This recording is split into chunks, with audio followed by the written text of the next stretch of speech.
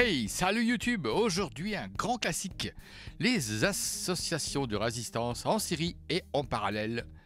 Alors, je te montre un exemple avec deux résistances, mais si tu as un montage très compliqué, bah, tu vas le décomposer en petits morceaux, de petits bouts, série et parallèle. Et comme ça, n'importe quel gros problème se résout en résolvant plein de petits problèmes. Voilà!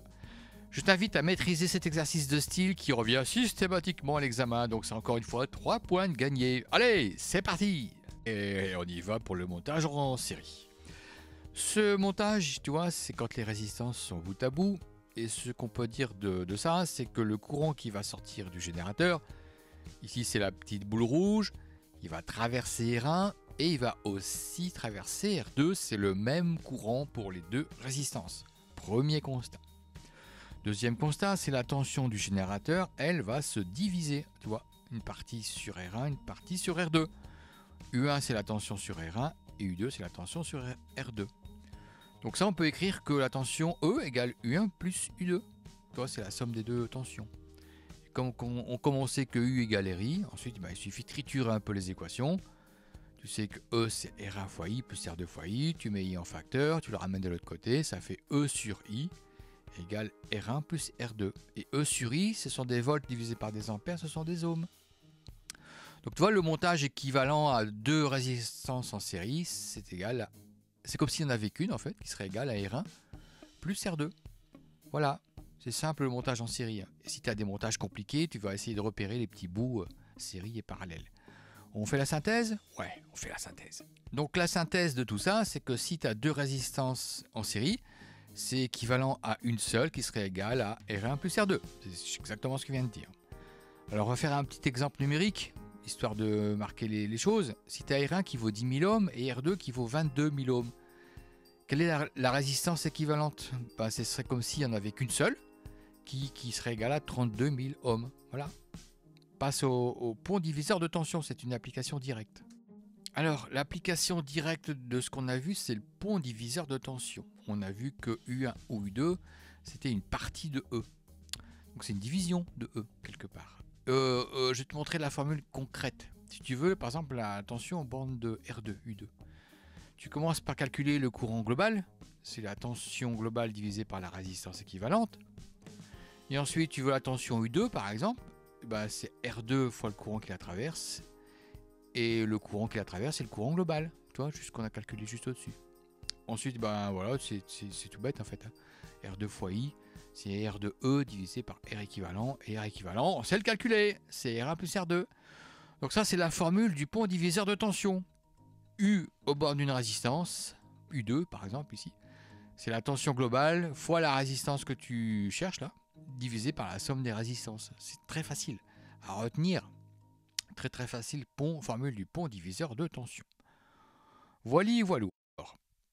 La synthèse de ça, c'est que le formule du pont diviseur, c'est la tension bande de U2, par exemple, c'est égal à E fois R2 sur R1 plus R2. Prenons un exemple numérique. 18 volts pour la tension du générateur. Quelle est la tension U2? On en applique, bah ouais, tout bêtement. Hein. U2, on l'a vu, c'est 18 fois la résistance R2, 22 000 divisé par 22 000 plus 10 000, égale 18 fois 22 divisé par 32. Ça fait 12,4 volts. Formule du pont diviseur de tension. Si tu veux vérifier, tu peux calculer U1 avec exactement la même formule appliquée sur R1. Pour diviseur de tension. Hey, cool hein. Allez, on passe à la suite. Et on passe au montage parallèle. Ce montage, il est différent, tu vois, les résistances sont côte à côte comme un petit peu les voies du chemin de fer. Et donc on va faire un premier constat, c'est que la tension, si on a une tension sur R1, on aura exactement la même tension sur R2. Ici, comme j'ai que deux résistances, c'est la tension du générateur. Elle est la même sur l'une comme sur l'autre. Premier constat sur le montage parallèle. Même tension.